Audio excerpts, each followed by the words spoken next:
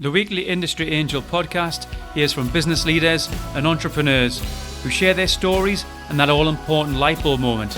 This can inspire us all and maybe scratch that itch and kickstart that idea that keeps you awake at night.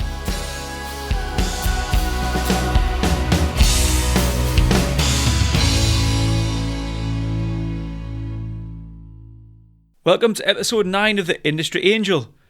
Well, this time last week we watched George Osborne hold aloft his brown briefcase for the 6th time, and again there was fallout and controversy. It was pleasing to hear, though, of the fast-track development of major new road schemes, especially after our region in the northeast here have done a lot of lobbying. A tip of the hat must go to our Northeast Chamber of Commerce for their hard work. With regard to business, a 5G strategy was created with an extra 4.5 million spent on broadband in the southwest, investment into a new data science hub, £1 billion package to help SMEs get loans through the British Business Bank, and a promise to cut corporation tax to 17%. I'm sure the controversy will continue in the coming weeks, though. Thanks for all your feedback recently. It was great to meet some of you last week at the Nissan plant for the discussions around the Northern Powerhouse. Thanks for the emails and tweets. Dale Geach listens weekly and is finding the shows inspirational and entertaining. Thanks, Dale. David Murray's downloaded all of the shows, and we managed to keep him on his marathon training last week when he ran 21 miles after work, as you do. Well done, David. My knees are just throbbing thinking about that. Well, on to today's guest. We had to record this intro a couple of times, actually, as the guest had a mic failure, so see if you can tell. Today we have with us Tom Hunt. Tom is the founder of Virtual Valley, and he's going to tell us about his journey from the corporate world through Dragon's Den to founding his virtual assistance business. Hi, Tom. Hello, Ian. How are you today? Hi, really good. Thanks, Tom. Now, Tom, you studied chemistry in London. Yep. And then you went on to be a consultant at a couple of firms. I'm really interested to know what happened. What was the catalyst to change? Where should we start? Yeah, so I studied chemistry. Well, I got really good grades right at school, and then I went to study at university. And at the end of the 4 years in the master's degree that I got, I really had no idea what I wanted to do. So I just followed everybody else. Like my brother had gone to work in consulting. The people around me in my year at university had gone to either work in a bank or a consulting company. So I really just followed the herd. Though when I started working in these jobs, I met amazing people and we had loads of fun, but I never really connected with the work, and I never really felt energized upon waking to go and work in this office in London and play with spreadsheets. So I think this story is going to be good for anybody who doesn't think that they are an entrepreneur, because up until I was, I think, 22, I had absolutely zero entrepreneurial experience. And then on the bus on the way home from a Halloween party with my best friend, in which we were wearing tights because we'd just been to the fancy dress party, and we were as what? And we what we addressed us to was this sort of Clockwork Orange thing, or we were like dressed as ravers.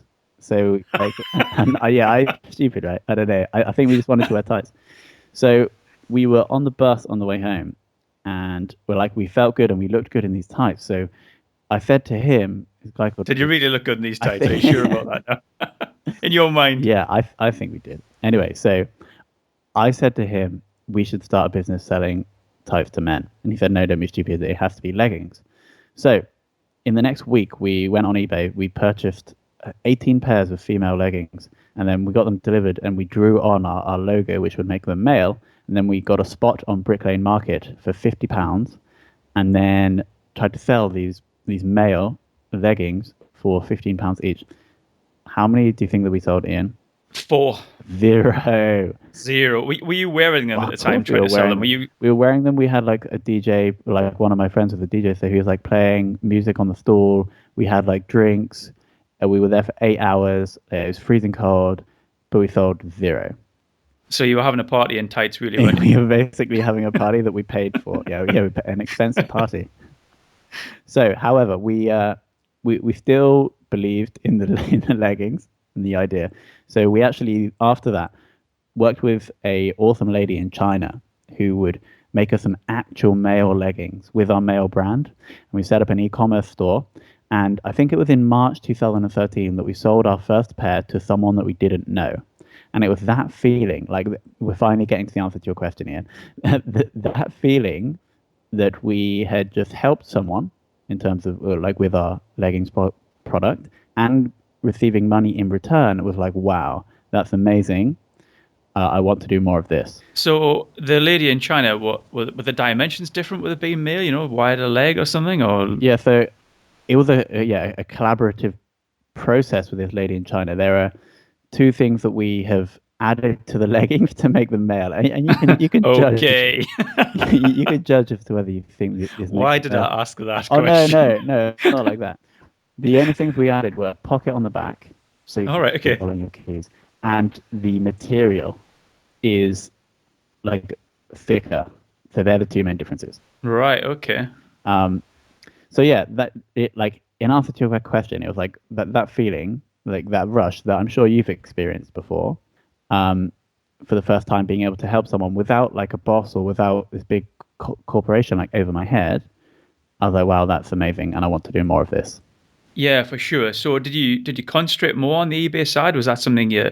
I guess you were working at the same time, Tom. You hadn't kind of packed Yeah, in your job. And thought, right, I'm going for this. This was on the side, yeah. yeah. So we weren't actually selling through eBay. We're selling through our own site, but Oh, right, okay. yeah, I did. Um, and in terms of what I started to focus on, because all three of us were working full time in London, I decided that I wanted to leave the corporate world. So I didn't focus on like maybe I didn't believe the leggings business could enable me to leave the corporate world, or maybe the other guys weren't on the same trajectory. So I then started doing loads of little other small things, learning about business, learning about entrepreneurship, and learning about marketing on the internet, which ultimately enabled me to leave the corporate world about only like a year and 2 months ago. Wow. So I think you've skimmed over a vital part of this story Uh-huh. because I need to hear about this Dragon's Den. Yeah. Okay. So midway, so the leggings business like has been an awesome experience, or still is an awesome experience, but it's still like a part-time project for me and my two co-founders. Now, in the middle of the second year, I remember actually, no, at the start of the second year. So we had the market stall in 2012, and then a year after that, I remember it was Boxing Day, and I was on an iPad in bed, and I was scrolling through the internet, and just as you do, and I found the Dragon's Den site and saw the applications were open, so I just applied, and then we got accepted, and it was quite hard because a lot of people said we shouldn't go on because we would just be made like a laughing stock, which we were, so it's fair. But my two co-founders didn't really want to go on, so I had to go to the BBC studios on my own in leggings to audition on my own and practice a pitch in front of their producers to get accepted. Ultimately, we did, and it was the middle of that second year that we went onto the show. Now, we didn't like if we were given money, we probably wouldn't know what to do with it. It was more like we were going on to. In hindsight, I'd like to say it was a PR exercise, but no, I think we actually did believe that we could get money. Now, we could probably link the 30-second YouTube clip below, right? Yeah, yeah, sure. And that will show some of the reception that we got. Like all of the comments, let's say, were constructive, apart from the one positive one from Peter Jones, where he actually said, and I quote, "Maybe in 10 years these are going to be everywhere, and we are going to miss out on this opportunity." But then he said, "No, sorry guys, I can't. I'm out." Right. Well, it's because he's got very long legs. Yes, probably why. Just in terms of that process, it's quite interesting. You fill in an application, you go for a kind of rehearsal with some producers, and then you go straight on. So fill in an application, and then you have a couple of phone calls, and you have to produce all of this paperwork, and the paperwork's so hard. And then once the paperwork is accepted, then you go and audition at the BBC studios in London, and then you go to Manchester for filming. Right. So, do you think? I mean, you'll know. Is that the first time you've seen the dragons? Then, when you get it, when that lift opens the door, or Yeah, like it's like the yeah, like it's very very controlled. So the whole pitching thing is completely real. They have no idea who you are. They have no idea what's coming into the room. Um, so it's a real pitch, and then when the pitch is over, you leave, and if you are not successful, you're like chaperoned out of the building and like put in a taxi and taken out, which enables like I guess that's because the dragons want to be comfortable and they want to say whatever they want and not have any repercussions. So you're not going to bump into them in the corridor afterwards. So no, it's not like you go to the bar afterwards and have like drinks with Deborah. I mean, that would be good. It doesn't happen. Right.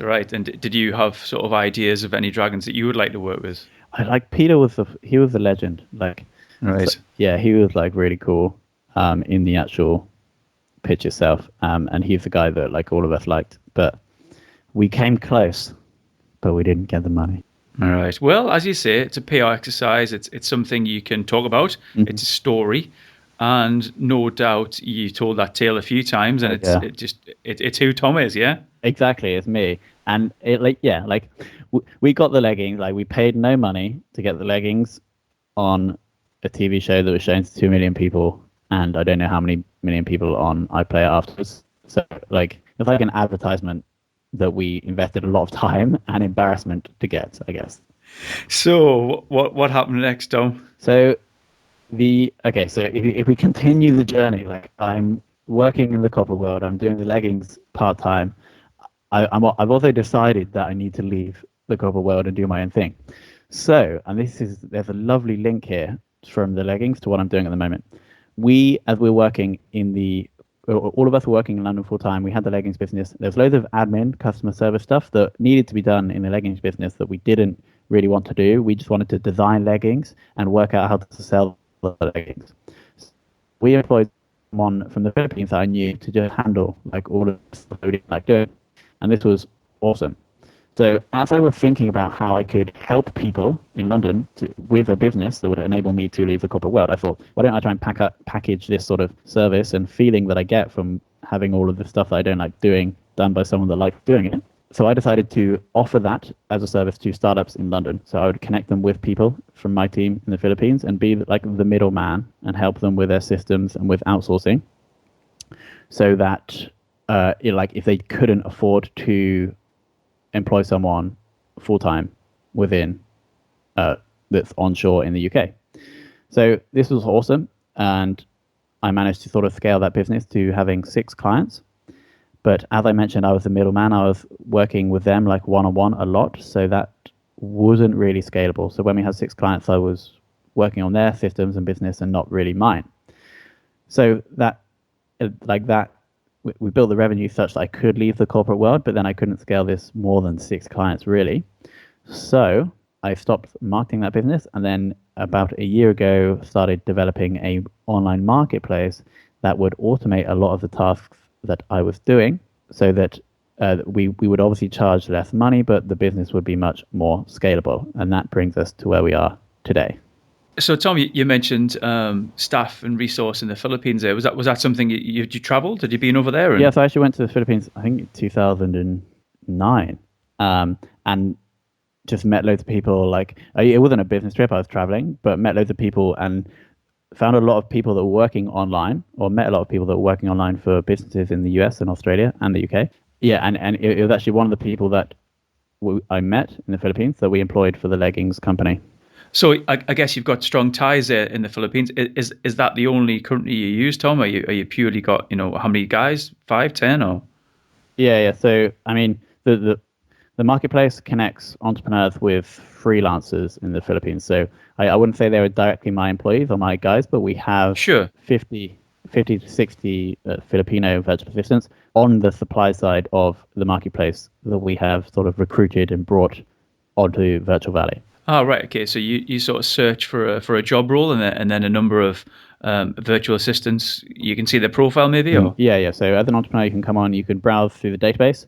You can contact customer support and ask us to browse through the database for you, or you can post like the role that you want to be filled, and then virtual assistants will apply, and you can select the best one. This sounds now that you can scale this up, yeah? Like massively, yeah. Like if it's sort of like this system that people can come and plug into to work effectively with people in the Philippines, and like we sort of help the working relationship by using software and a payment escrow service. So we take the money from the entrepreneurs and hold that in the middle, so we can refund the entrepreneur if they're not happy with the work, but we can also ensure that the virtual assistant sort of gets paid if they've done the work. So we provide this payment escrow service, and we also provide software that tracks the work that's being done by the virtual assistant and sends screenshots and some data, time data, back to the dashboard of the entrepreneur. So instead of me being the middleman and coaching the entrepreneur and helping the virtual assistant, we have this sort of system that will do it for these people automatically, which it like infinitely more scalable. Now a word from this week's sponsor. Are you fed up with emailing and phoning suppliers, chasing payments and often chasing your own tail? I2B Connect provides a streamlined approach to your supply chain management, offering full transparency, accurate real-time information from any device at any time, all securely within the cloud. Experience the purchase-to-pay system used by leading brands across the globe by signing up for a free trial today at i2b-online.com. Now back to Tom Hunt. I think our listeners, Tom, would be interested to know how the business looks from the UK side. You know, how many staff you have? Are you running this from home or? Yeah, so like everything is completely virtual. So currently the only people we launched a marketplace in January, and in February we had we're very early stage, so we had 12 entrepreneurs that were working with virtual assistants. In terms of our team, we have me, and I'm responsible for, I guess, everything at the moment. I have a manager in the Philippines who's responsible for the supply side, so finding the virtual assistants and bringing them onto the platform. He has an assistant who helps, supports me with the marketing. What I'm actually on a search for right now is a technical co-founder. So instead of me having to deal with the technology and the developers and the marketing to the entrepreneur side, I would like to find someone who can just handle all the technology. So that person would be on the technology. I would be on the marketing to the demand side, to the entrepreneurs, and my manager in the Philippines would be responsible just for the supply side and the virtual assistants. So that's the plan. Right. So the tech side at the moment, is that something, I guess, you're kind of outsourcing to one of the VAs that you've got? Or? Actually, no. So we don't, our Virtual Valley is not great we promote technical services. It's more like admin, marketing, support. All of the development has been done by freelancers. It was actually a team in Egypt that built the platform, and that's the team that are sort of making changes now. But it still takes a lot of my time, working out what to change and managing those changes, which I want to give to someone who is better at technology. Sure. So I guess again, another question that listeners are probably shouting out is how have you financed that Egypt development for the platform, and how are you really paying your way, Tom? Great question. The money that we generated from the previous outsourced service business was invested into the initial development of the platform. So that was covered. In terms of ongoing costs, we're pretty lean. We just have the salary of the manager and the other virtual assistant that we have to cover, and the revenue that's generated from the platform in February managed to cover that. So yeah, in terms of my salary, I haven't taken any money from Virtual Valley. I have work as a marketing consultant externally that sort of gives me money to live. So yeah, everything is self-funded, and I plan to bootstrap, so not to take investment really for the next year or so. We'll see what happens, but I think if we hit the growth targets and the revenue targets, then all of that money will be invested into the salary of the manager and other staff, and also development to make the platform better. And I think that we can actually bootstrap this without a big injection of cash, which would mean I would have to give away part of the company. So it'll be interesting to see what happens over the next year, but I don't think we will need to take external money. I think a lot of listeners who've started their own organizations will really be nodding away there, Tom, in terms of not taking a wage. And I think, for the first year or two, I guess a lot of people try and keep it tight. Also, there's probably, a lot of listeners out there who would, really want to start something, but it's that big leap, of being, not taking a wage. How can people get across that? I guess it's something what you're doing now is you're doing both. You're still working, but you've got this on the side and trying to grow this business till eventually you can, go across. Yeah. So, if you're in a job, so yeah, this is the advice that I took, and this is what I actually did. Now, if you're in a job and you're working 9 to 5, you have to you really, really have to control your time so that you work from 9 to 5, but then if this is going to work, you have to start developing your skills between 7 and 10 p.m. and start building a business that will give you income before you leave. Like, it's probably really stupid to just say, I'm going to be an entrepreneur and quit your job and just have nothing, right? So what I did for a year was almost every day after work, I would be working, like learning about online marketing, learning about entrepreneurship in the time after work, so that when I did leave, I already had that business, the outsourcing company we discussed earlier, that was bringing enough revenue for me to live. So yeah, like if you if you do want to be an entrepreneur, it's not like this black and white thing. Like, it's not an event that will happen. You have to gradually build skills and experience to enable you to bring in money so that you can live. I agree, and especially if you don't have a sort of tangible product, you and I are more service based. Mm-hmm. I'm kind of an advocate though for burning the boats and maybe just letting nature take its course and fate. If you put the hard work in, you'll be rewarded. And I know you have bills to pay and mortgages to pay and kids Mm-hmm. and things like that. We've all got those sort of hard bills to pay, but you just got to go for it. I guess Mm-hmm. do as much as you can on the evenings, as you say. But there comes a time where you really got to cut across and go for it. There's going to be lots of people listening here who've got an idea. But I guess, you build things up through eBay, you've been on Dragon's Den, you've kind of picked up a lot of experience along the way, and it's made you the man you are today to be able to do that. So Yeah, like, I think you have to take complete responsibility for your education. And like, that's the only way that you will be able to be a full-time entrepreneur, is if you have the skills to create value for other people such that they will repay you with money, right? sure. So, and I guess we're talking about education there. How would you go about that, Tom?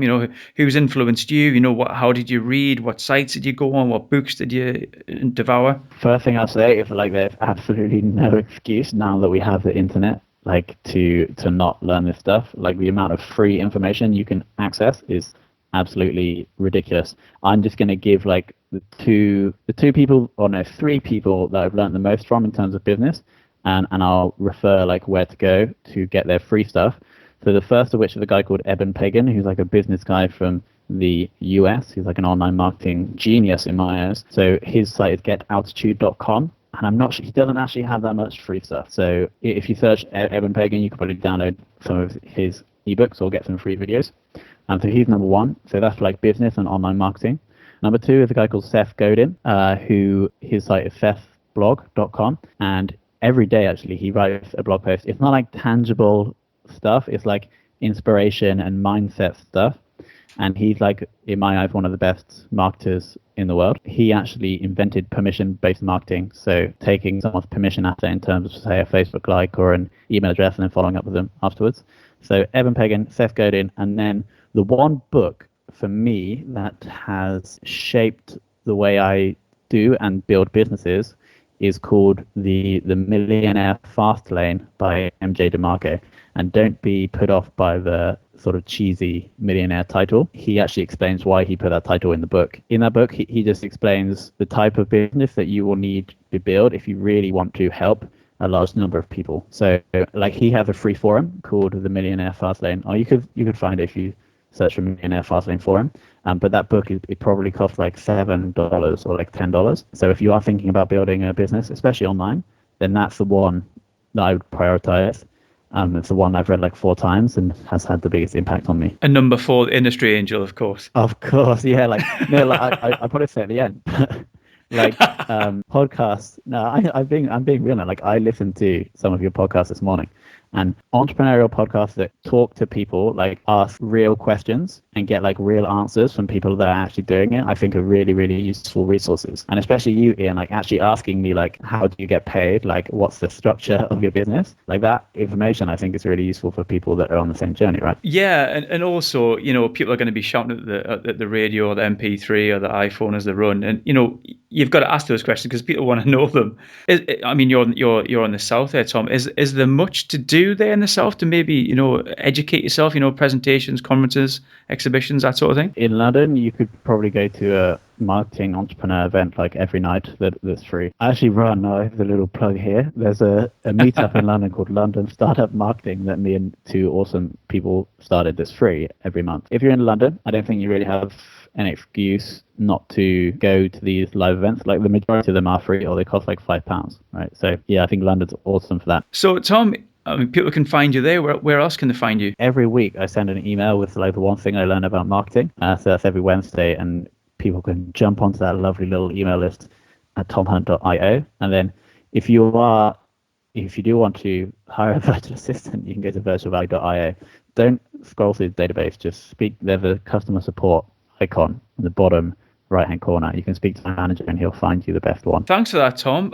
Really appreciate your time, and I'm really intrigued to see where you're going to go next on this one. Thank you, Ian, and thank you for the real questions that got like real answers, because I think that could help people. No worries, Tom. I hope I didn't put you on the spot. No, that's fine. Cheers. Thanks very much for your time, Tom. Well, that was Tom Hunt. Let me know what you thought of Tom. I recommend you head over to industryangel.com. Tom's got his 2-minute video of his Dragon's Den experience embedded on the page. Be sure to leave a comment. And yes, I'm sure he knows he's got nice legs. Until next time, I'm Ian Farrer. This is the Industry Angel, and thanks for listening.